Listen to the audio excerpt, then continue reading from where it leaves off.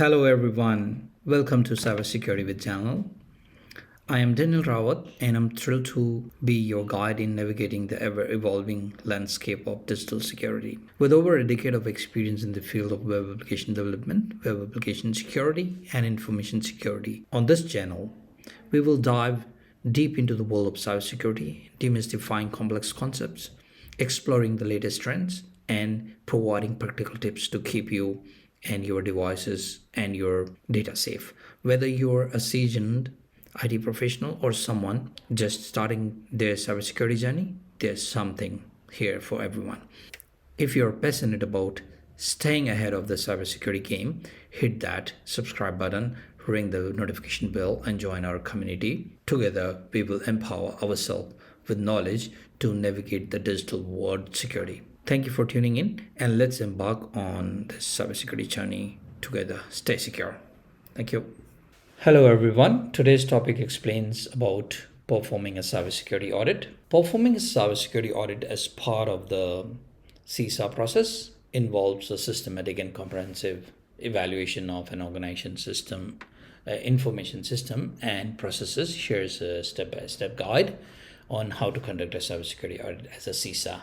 So the first step is establish audit objective. In the realm of comprehensive audit planning, the establishment of clear and well-defined audit objective is paramount. We need to clearly define the objectives of the cybersecurity audit, aligning them with the organization goals, compliance requirements, and risk management priorities. So we need to define the scope and focus, align with the organization goal, ensure compliance, identify risks, enhance operational efficiency, verify policy adherences, provide a basic basis for reporting, facilitate benchmarking.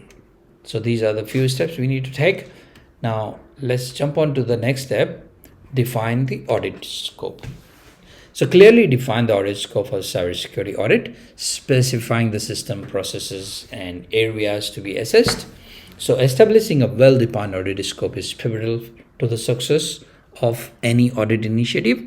The audit scope serves as the boundary that delineates with the specific areas, functions, and processes under examination. So by carefully defining this scope, we aim to provide clarity, focus, and guide on how strategic direction to the audit process. So define the precision in examination, alignment with the objectives, effectiveness, efficient resource utilization, regulatory compliance, information, stakeholder expectation, transparency in reporting, and the continuous improvements. So the next step would be plan the audit. Develop a detailed audit plan outlining the approach, methodologies, and specific audit procedures. Identify the resources required, including audit team members, tools, and technologies. So planning an audit is a crucial phase that lays the groundwork for the systematic and effective examination of processes, systems, and financial information.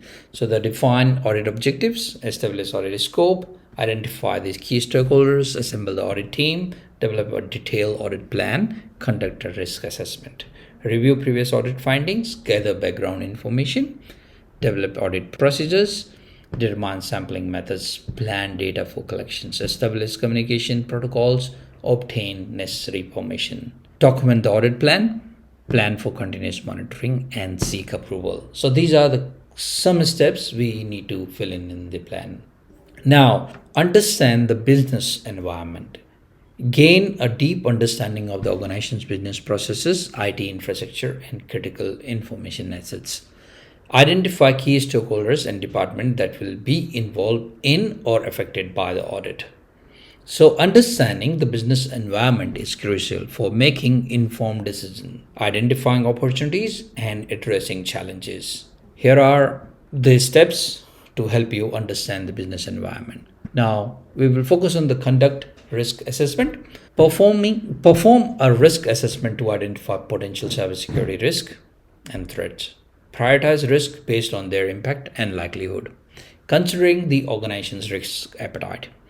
Conduct a cybersecurity risk assessment is a critical process to identify, evaluate, and prioritize potential risk to an organization, information system, and data. Here are the steps on how to conduct a cybersecurity risk assessment. So we need to establish objectives, assess data, and identify threats, vulnerabilities, assess likelihood and impact, determine risk level, identify risk mitigation strategies, evaluate risk controls, priority risk, develop risk treatment plan, document finding, review and validate, implement mitigation measures, monitor and review, and repeat the process again. So now to understand more detail around these steps, I will provide more videos in the future. Next step is review policies and procedures. So examine existing cybersecurity policies, standards, and procedures. Ensure they align with industry best practices and regulatory requirements. Verify the effective communication and understanding of policies throughout the organization. So reviewing policies and procedure is a critical step in conducting a cybersecurity audit.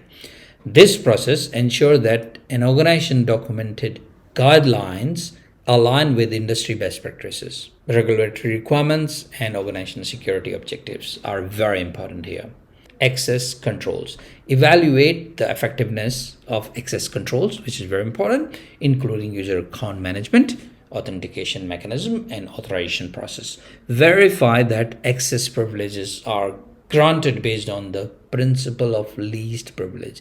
Principle of least privilege is the important point to notice. When conducting a cybersecurity audit and assessing access control, it's essential to ensure that the organization's access control mechanisms are effective, secure, and aligned with the best industry practices. Now, let's jump on to the evaluate network and infrastructure security. Assess the security of the organization's network architecture, including firewalls, intrusion detection and prevention system, and the network segmentations. Review the configurations and security of the networks. So it's a big, large topic. It has a lot of steps and a lot of things we need to take care of. So in the future, I will provide you the details on the network architecture, firewalls, IPS, IDS, and the network access and various other factors. So evaluating network and infrastructure security is a critical aspect of security auditing. So this involves assessing the security measures in place to protect an organization's networks, systems, and infrastructure from potential threats. Examine data security. Review data protection measures, including encryptions, data classification, and data loss prevention strategies. Ensure sensitive data is adequately protected both in transit and at rest. So when auditing data security, it's crucial to assess the measures in place to protect sensitive information from unauthorized access, disclosure, alteration, or destruction. Review security awareness and training. Evaluate the organization's security awareness and training programs for employees. Verify that employees are aware of cybersecurity policies and procedures and can recognize and respond to security threats. Ensuring cybersecurity awareness and training within an organization is crucial for building a resilient security culture. Now, assess incident response and management plan. We will focus on review the organization incident response management process, evaluate the effectiveness of incident detection, reporting, and response capability. Assessing the incident response and management involves establishing processes and procedures to effectively detect, respond to, and recover from the cybersecurity incidents. Now, vendor management. That's also the very, very important part of the auditing. So assess the cybersecurity practices of third-party vendors and contractors. Ensure that vendor relationships are governed by appropriate cybersecurity agreements and standards. Effectively managing vendors is crucial for ensuring the security and compliance of the organization. It is also a big topic. I'll provide you more details. How to add due diligence and how to identify the selection criteria and the contractor reviews. Now, evaluate compliance, verify compliance with the relevant cybersecurity standards, regulations, and industry frameworks, address any gaps or non-compliance issues, and recommend corrective actions. Evaluating compliance as an auditor involves systematically assessing whether an organization adheres to relevant laws, regulations, standards, and internal policies. So it's very important here. Document all audit findings, including vulnerabilities, risk, and areas of non-compliance. Clearly articulate the impact of each finding and provide recommendations for improvements.